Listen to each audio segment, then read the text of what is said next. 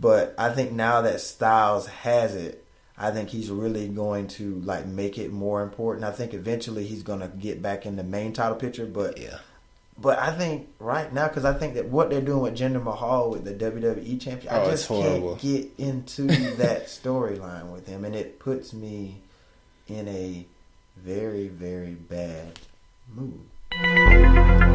Understand. For me with Jinder Mahal, I'm actually getting used to what they're doing. I didn't like it, and I kind of knew that it was just a push for, India's watchers and whatever. But I guess it's starting to stick now. Not because of him, his character, actually. I still feel like he smiles too much. Like, you can see why whenever they put the camera on him, he's fighting to smile in most occasions. So I'm like, this isn't a heel. Like, he wants to be happy. He wants to be whatever. But I do like the dynamic of him being this bully from another country, and he has his servants under him that, when he gets in the bind, his servants are going to be the one to take over and, protect them. So I kind of like the purpose of what he is. I don't necessarily like his character. He's kind of like, he reminds me, you ever notice like when you're younger, like when it snows outside, you're like, you look out your window, you see the flurries falling down. Yeah. But when they hit the ground, it disappears. That's just kind of what he reminds me. Like, oh, it's snowing. Like, oh, it's snowing outside. And then you look, you're like, oh, man. It's gone. It ain't going to be enough to even make a snowball with. So he's like, he leads you on, and then you get what you get from him. And it's just like, but I mean, that's kind of SmackDown Live. We'll get more on gender later. Yeah. But I think this will be a good opportunity here. Anything else you want to kind of close on with Cena and Reigns? Do you think this is helping build toward their match at No Mercy? It should. I think it really should. As far as, like you said, Roman Reigns' career, I think Cena is really the last person that can really get him over in the WWE. And Cena can't do it. I don't know who can. Exactly. Like, they would really just have to make him fight everybody at one time or something. Like, they've already tried that too. Remember, they put him in the Royal Rumble when he was the champion. Oh, yeah. And he went in as the number one entry, and then that's when Triple H. That's true too. But as far as Roman, honestly, I like Roman. Like, I like the limited package he has. I like the Superman punch. The Superman punch is the Superman punch. It's funny. Now, when you said it last week that he's too big to be jumping in the air to do a punch, now that made a lot of sense to me. But still, it's something about him. I think maybe I've seen him do it so much now that it's just like, oh, here comes the punch. He does it like 7 times. If that's your finisher, I feel like your finisher should be. I know people kick out of finishers a lot. Like, I've noticed a lot here lately in a lot of the John Cena matches. Like, when he does the attitude adjustment, people kick out of it. Yeah. Like, when him and AJ Styles were going back and forth, like, it was just kick out. Exactly. But, I mean, those are legit moves. Like, you're actually grabbing the person, picking the person up, slamming the person, whatever you're doing. He's just jumping up, like, punching, like, that's not...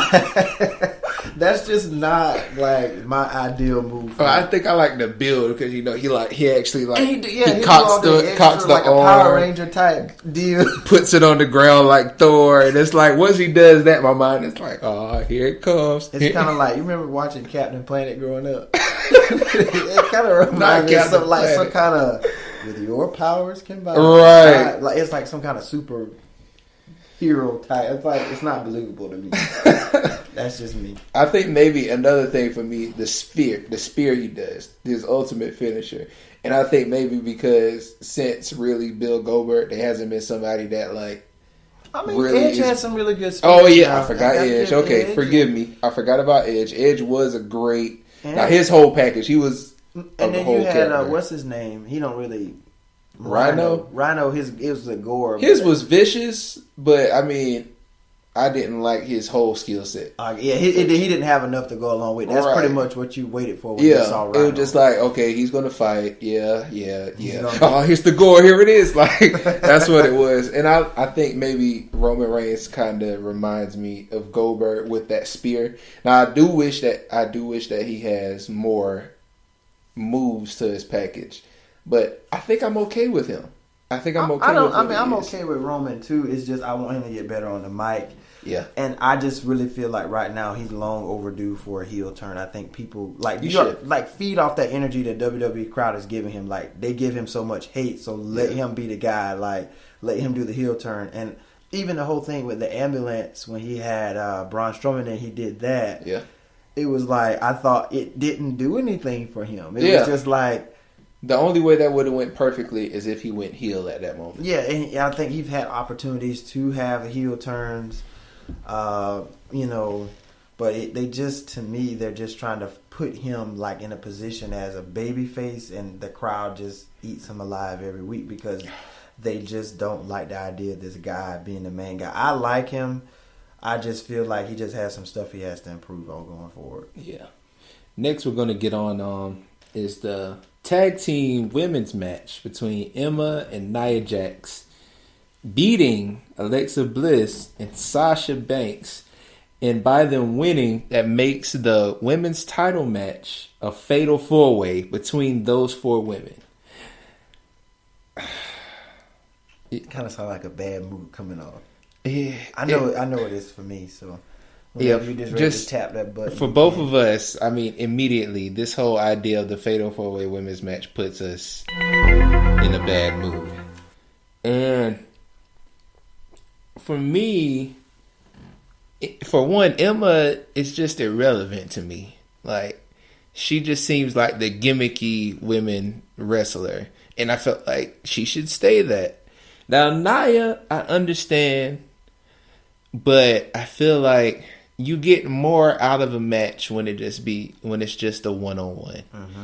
And Alexa Bliss and Sasha Banks are two wrestlers that can give you a top women's match. Mm-hmm. So I don't feel like it was necessary for it. I mean, maybe.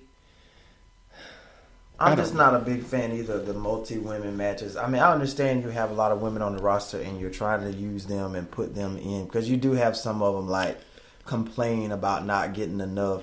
Yeah. Like, the whole Mickie James, why is she back? Like, I mean, like, they bury her every week. Yeah. And then sometimes you'll see Dana Brooke. Then you'll see, what's the old girl name with the other black wrestler? Oh, Alicia Fox. Alicia Fox, yeah. She'll be here and there. With the cruiserweights half the time. And it's just like, right now, Sasha Banks is your breadwinner in the women's division. And I like Alexa Bliss. She's a good heel champion.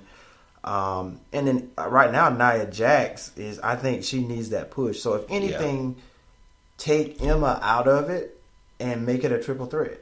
Yeah. That's maybe do a triple threat, but again, I'm not a big fan of that either. But I feel like that's better than a fatal four-way because given the fact how Nia turned on Alexa last week at the end of the show, they should have kind of had her integrated into the championship match. I'm still not a big fan of Sasha losing the belt.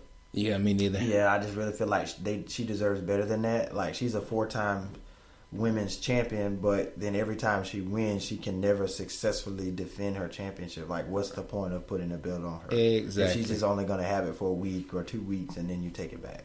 Yeah, for me, I mean, the only way that this fatal four-way match will be worth something in the long run is if Nia Jax wins.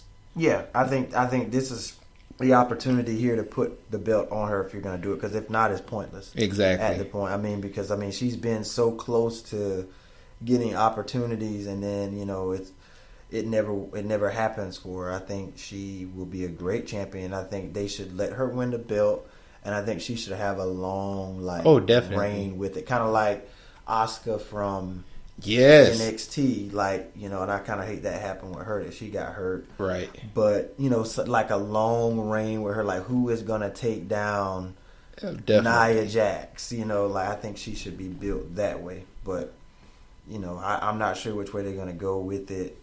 I like the idea of how Kurt Angle's trying to try something different, like as a stipulation for the match. Because I've never seen hey, if you guys can beat the two people that's in the championship match, then you two get to be in the match. Right. So I like the idea of that just for the sake of an idea, but not actually thinking it was going to happen. Right. Yeah, they should have just let them take the L. Because, Alexa Bliss and Sasha Banks are the top tier women for Raw. So, which, I think they did it as a shocker, which I guess that was what they wanted, is to shock the people, add more people to it. But like I said, unless Nia Jax gets it, I don't see Emma getting it for any reason at all. It's really just going to be back to square one, seeing Alexa and Sasha. I just was thinking too, maybe Emma wins it. Just to kind of like, maybe everybody's so caught up in, and maybe Bliss is going to retain, maybe Sasha's going to win, or Nia Jax. Maybe Nia Jax destroys everybody, and somehow there's just that one little opening for Emma to maybe get like a roll up on somebody, or a sneak victory and get out of there with the belt. Yeah, she is the ultimate underdog, especially for me, because I don't see it. But I mean, I don't want her to win. I still think Nia should get it, but I wouldn't be surprised if they did that, even though it wouldn't be good. But, yeah. But that could be how that turns out. I'm not a really, big fan of this storyline right now. We know Bayley's out. We don't know when she's coming back. But I just think right now, the best thing the WWE should have did was have it Sasha Banks, Nia Jax going at it. But that's just how that played out. It did put me in a bad mood. So yeah, definitely one more for that one. And now we're going to get to the main event, which was a steel cage match. We gotta wait on that. Okay. We gotta save that one. Save that one? Yeah, because we got about Jeff Hardy and the Miz, man. Oh my gosh, how did I forget about that? Man, you can't see the IC title is not even relevant enough for you. I told you, man. It's, even though I said it's the second tier, it's still not that relevant to me. And maybe it's because I'm so not used to seeing championships on Raw with the Universal title never there, except like once a month. So that's a whole different story. But yeah, my bad. We're going to get to the Miz and Jeff Hardy Intercontinental title. This match, I knew the Miz Taraj would get involved, obviously, and it did. And they got themselves ejected from ringside along with Matt Hardy. Now it was funny to me because Matt Hardy was like, I didn't even do anything. Right. They were the one. I'm trying to keep them away from the match, and the referee was just like, okay, all y'all gotta go. So, and then after they left, it actually was a pretty good match. Jeff Hardy's a high flyer, and I just don't think him and the Miz really meshed together. Their ring talent really meshed together as I thought it would. It was an okay match, I'll give them that. So I'm not gonna say bad mood on that. Okay. But it wasn't a half bad match. But then I felt like if you're going to eject everybody from ringside, Maurice has to go too. Right. But, obviously she does have a history of getting involved in the Miz's matches. I did like the closing, ending of the match, how it looks like Jeff Hardy is going to do the twist of fate. Oh, yeah. And then it reverses into the Miz's, finisher, I think the skull crushing. That probably was the best move of the whole night. Yeah, I like that reversal for him. And another thing I want to hit on before I turn it over to you is the Hardys are getting more broken by the week. You notice that? That puts me in a good mood. Yes, it does. I love Matt Hardy and Jeff Hardy when they're broken or working. I mean, with the wonderful and the blaze of glory, that, those kind of things that they say when they're broken, like Brother Nero stuff and all that. So exactly, I like that. Yeah, for anybody who don't know what we're talking about, which shouldn't be but a small percentage of people thanks to social media, while the Hardys weren't in WWE, they've been going through the independent platform, I think last with TNA. Mm-hmm. I think that's where it was, and they developed a new character being the broken Hardys, Brother Nero and the broken Matt Hardy. And that was probably their greatest character as far as a global standpoint.